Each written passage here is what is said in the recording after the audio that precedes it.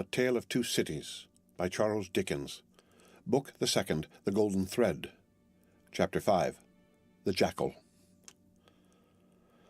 Those were drinking days, and most men drank hard. So very great is the improvement time has brought about in such habits, that a moderate statement of the quantity of wine and punch which one man would swallow in the course of a night without any detriment to his reputation as a perfect gentleman would seem, in these days, a ridiculous exaggeration. The learned profession of the law was certainly not behind any other learned profession in its bacchanalian propensities. Neither was Mr. Stryver already fast shouldering his way to a large and lucrative practice behind his compeers in this particular, any more than in the drier parts of the legal race. A favourite at the Old Bailey, and eke at the sessions, Mr. Stryver had begun cautiously to hew away the lower staves of the ladder on which he mounted. Sessions and Old Bailey had now to summon their favourite, specially to their longing arms, and shouldering itself toward the visage of the Lord Chief Justice in the Court of King's Bench, the florid countenance of Mr. Stryver might be daily seen bursting out of the bed of wigs, like a great sunflower pushing its way at the sun from among a rank garden full of flowering companions. It had once been noted at the bar that, while Mr. Stryver was a glib man, and an unscrupulous, and a ready, and a bold, he had not that faculty of extracting the essence from a heap of statements, which is among the most striking and necessary of the advocate's accomplishments. But a remarkable improvement came upon him as to this. The more business he got, the greater his power seemed to grow of getting at its pith and marrow, and however late at night he sat carousing with Sydney Carton, he always had his points at his fingers' ends in the morning. Sydney Carton, idlest and most unpromising of men, was Stryver's great ally. What the two drank together between Hilary Term and Michaelmas might have floated a king's ship. Stryver never had a case in hand anywhere, but Carton was there with his hands in his pockets, staring at the ceiling of the court. They went the same circuit, and even there they prolonged their usual orgies late into the night, and Carton was rumoured to be seen at broad day, going home stealthily and unsteadily to his lodgings like a dissipated cat. At last it began to get about, among such as were interested in the matter, that although Sydney Carton would never be a lion, he was an amazingly good jackal, and that he rendered suit and service to Stryver in that humble capacity. 10 o'clock, sir," said the man at the tavern, whom he had charged to wake him. 10 o'clock, sir." "What's the matter?" 10 o'clock, sir." "What do you mean, 10 o'clock at night?" "Yes, sir. Your honour told me to call you." "Oh, I remember." "Very well, very well." After a few dull moments to get to sleep again, which the man dexterously combated by stirring the fire continuously for 5 minutes, he got up, tossed his hat on, and walked out. He turned into the Temple, and having revived himself by twice pacing the pavements of King's Bench Walk and Paper Buildings, turned into the Stryver chambers. The Stryver clerk, who never assisted at these conferences, had gone home, and the Stryver principal opened the door. He had his slippers on, and a loose bedgown, and his throat was bare for his greater ease. He had that rather wild, strained, seared marking about the eyes which may be observed in all free livers of his class, from the portrait of Jeffreys downward, and which can be traced under various disguises of art through the portraits of every drinking age. "You are a little late, Memory," said Stryver. "About the usual time. It may be a quarter of an hour later." They went into a dingy room lined with books and littered with papers, where there was a blazing fire. A kettle steamed upon the hob, and in the midst of the wreck of papers a table shone with plenty of wine upon it, and brandy, and rum, and sugar, and lemons. "You have had your bottle, I perceive, Sydney." "Two tonight, I think.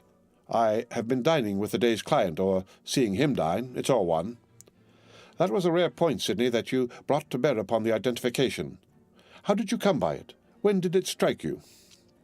"I thought he was a rather handsome fellow, and I thought I should have been much the same sort of fellow, if I had had any luck."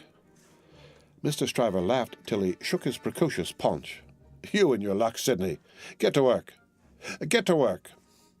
Sullenly enough, the jackal loosened his dress, went into an adjoining room, and came back with a large jug of cold water, a basin, and a towel or two. Steeping the towels in the water, and partially wringing them out, he folded them on his head in a manner hideous to behold, sat down at the table, and said, "Now I am ready." "Not much boiling down to be done tonight, Memory," said Mr. Stryver, gaily, as he looked among his papers. "How much?" "Only 2 sets of them." "Give me the worst first." "There they are, Sydney. Fire away." The lion then composed himself on his back on a sofa on one side of the drinking table, while the jackal sat at his own paper-bestrewn table proper on the other side of it, with the bottles and glasses ready to his hand. Both resorted to the drinking table without stint, but each in a different way, the lion for the most part reclining with his hands in his waistband looking at the fire, or occasionally flirting with some lighter document. The jackal, with knitted brows and intent face, so deep in his task that his eyes did not even follow the hand he stretched out for his glass, which often groped about for a minute or more before it found the glass for his lips. 2 or 3 times the matter in hand became so knotty that the jackal found it imperative on him to get up and steep his towels anew. From these pilgrimages to the jug and basin he returned with such eccentricities of damp headgear as no words can describe, which were made the more ludicrous by his anxious gravity. At length the jackal had got together a compact repast for the lion, and proceeded to offer it to him. The lion took it with care and caution, made his selections from it, and his remarks upon it, and the jackal assisted both. When the repast was fully discussed, the lion put his hands in his waistband again, and lay down to meditate. The jackal then invigorated himself with a bumper for his throttle, and a fresh application to his head, and applied himself to the collection of a second meal. This was administered to the lion in the same manner, and was not disposed of until the clocks struck 3 in the morning. "And now we have done, Sydney. Fill a bumper of punch," said Mr. Stryver. The jackal removed the towels from his head, which had been steaming again, shook himself, yawned, shivered, and complied. "You are very sound, Sydney, in the matter of those crown witnesses today. Every question told." "I always am sound, am I not?" "I don't gainsay it. What has roughened your temper? Put some punch to it, and smooth it again." With a deprecatory grunt, the jackal again complied. "The old Sydney Carton of old Shrewsbury School," said Stryver, nodding his head over him as he reviewed him in the present and the past. "The old Seesaw Sydney, up 1 minute and down the next, now in spirits and now in despondency." "Ah," returned the other, sighing, "yes. The same Sydney, with the same luck. Even then I did exercises for other boys, and seldom did my own. And why not? God knows. It was my way, I suppose." He sat with his hands in his pockets and his legs stretched out before him, looking at the fire. "Carton," said his friend, squaring himself at him with a bullying air, as if the fire-grate had been the furnace in which sustained endeavour was forged, and the one delicate thing to be done for the old Sydney Carton of old Shrewsbury School was to shoulder him into it. "Your way is, and always was, a lame way. You summon no energy and purpose. Look at me." "Oh, botheration," returned Sydney with a lighter and more good-humoured laugh. "Don't you be moral." "How have I done what I have done?" said Stryver. "How do I do what I do?" "Partly through paying me to help you, I suppose. But it's not worth your while to apostrophize me, or the air about it. What you want to do, you do. You were always in the front rank, and I was always behind. I had to get into the front rank. I was not born there, was I?" "I was not present at the ceremony, but my opinion is you were," said Carton. At this he laughed again, and they both laughed. "Before Shrewsbury, and at Shrewsbury, and ever since Shrewsbury," pursued Carton, "you have fallen into your rank, and I have fallen into mine. Even when we were fellow students in the student quarter of Paris, picking up French and French law and other French crumbs that we didn't get much good of, you were always somewhere, and I was always nowhere." "And whose fault was that?" "Upon my soul, I'm not sure that it was not yours. You were always driving and riving and shouldering and passing to that restless degree that I had no chance for my life but in rust and repose. It's a gloomy thing, however, to talk about one's own past with the day breaking. Turn me in some other direction before I go." "Well, then, pledge me to the pretty witness," said Stryver, holding up his glass. "Are you turned in a pleasant direction?" Apparently not, for he became gloomy again. "Pretty witness," he muttered, looking down into his glass. "I have had enough of witnesses today and tonight. Who's your pretty witness?" "The picturesque doctor's daughter, Miss Manette." "She pretty?" "Is she not?" "No. Why, man alive, she was the admiration of the whole court."